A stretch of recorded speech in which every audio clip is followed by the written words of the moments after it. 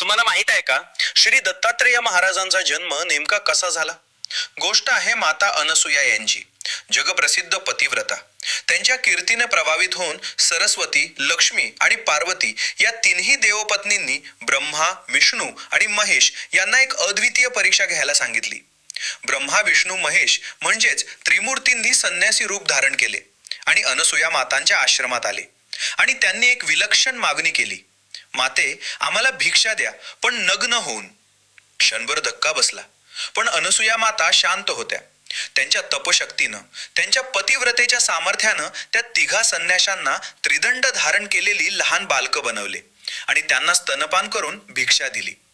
तेवढ्यात सरस्वती, लक्ष्मी व पार्वती अनसुया मातेसमोर नतमस्तक झाल्या. मातेनं त्या बालकांना पुन्हा त्रिमूर्तींच्या दिव्य स्वरूपात आणलं आणि त्या प्रसन्न त्रिमूर्तींनी वर दिला. माते, आम्ही तिघही एकत्रित स्वरूपानं तुझ्या कुशीत पुत्र रूपानं जन्म घेऊ. आणि अशा प्रकारे माता अनसुयाच्या पतिव्रत शक्तीमुळे जन्म झाला त्रिमूर्तींच्या संयुक्त अवताराचा, म्हणजेच श्री दत्तात्रेय महाराजांचा.